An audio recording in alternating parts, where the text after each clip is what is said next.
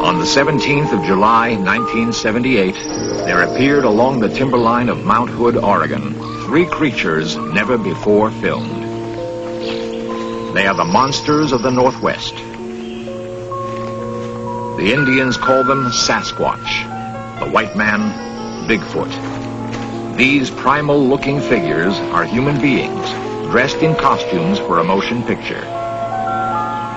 In every detail, they are duplicates of the part man, part ape, described by a variety of reliable eyewitnesses.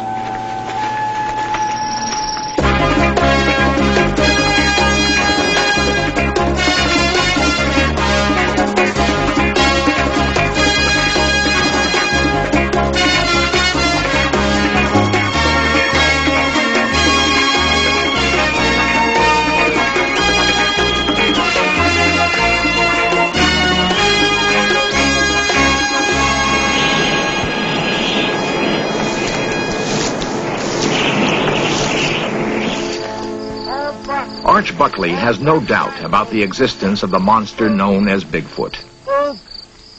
On the night of June 17th, 1970, after 40 years of searching, Arch was soon to be rewarded by a sight he will never forget.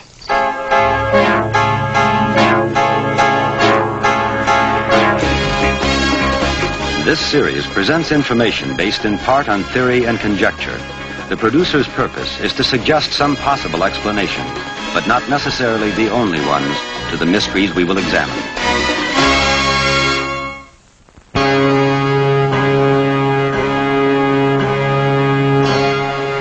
Loch Ness, the lovely 24-mile-long lake in Scotland, has sustained an incredible legend for some 16 centuries. That living somewhere beneath its placid surface is a giant prehistoric monster.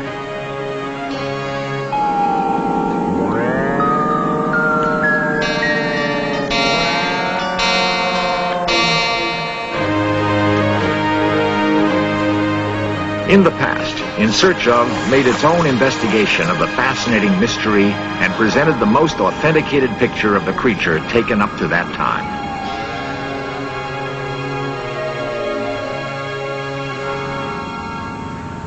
Interesting is what's come out. Two well-known investigators bring us up to date.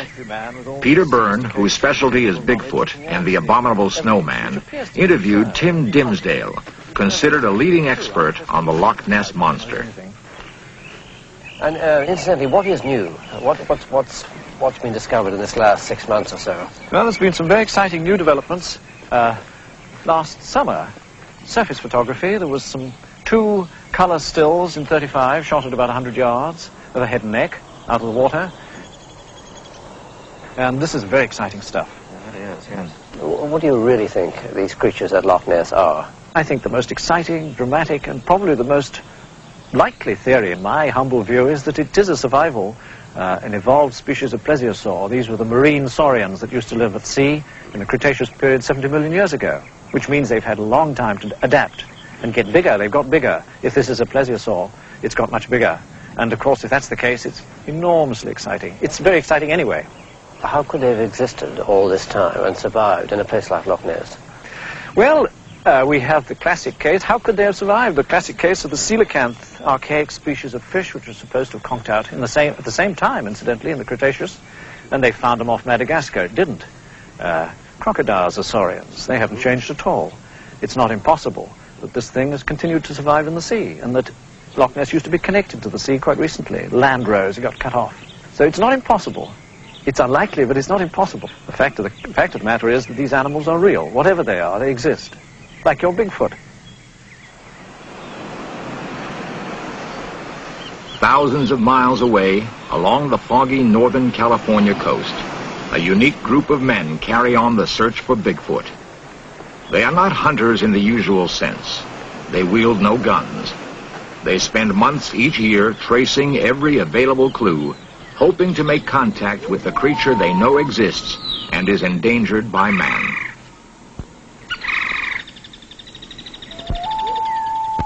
Most scientists are by nature cautious.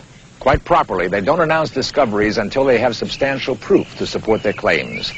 Certainly, they tend to avoid areas of research that might expose them to ridicule by their colleagues.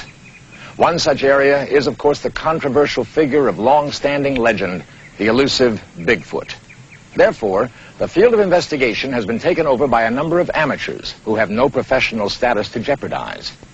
We shall follow one group of these monster hunters as they seek further proof to back their belief that Bigfoot does, in fact, exist. Calling themselves the Bay Area Group, they focus their intensive pursuit of Bigfoot mainly in the forests and mountains north of San Francisco.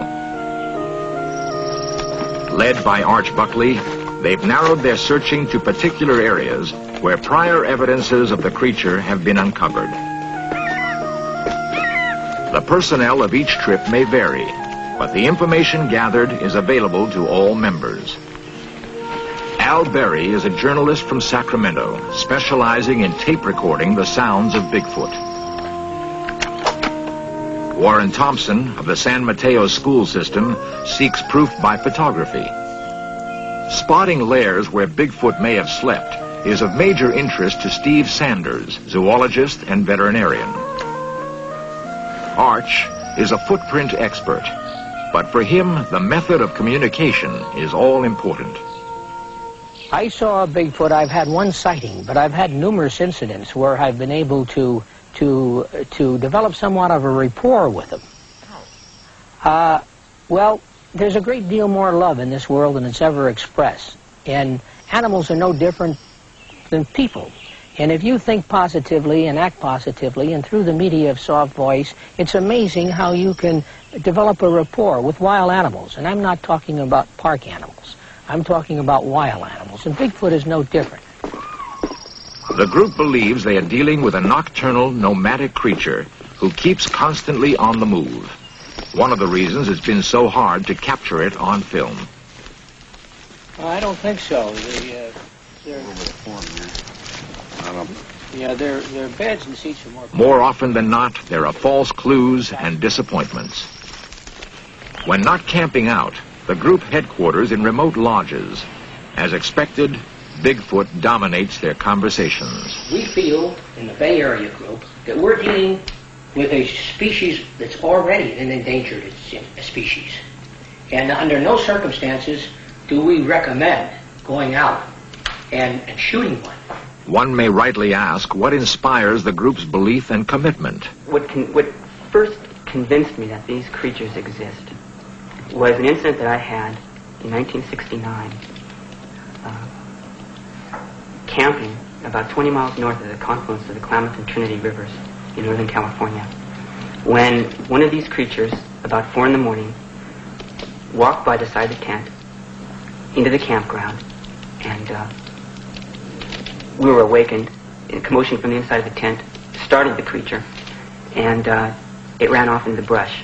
And when it became light enough to go out and see the trail of prints that it had left, 16-inch prints, very human in appearance, with a stride of 56 to 60 inches between them, is what made a believer out of me.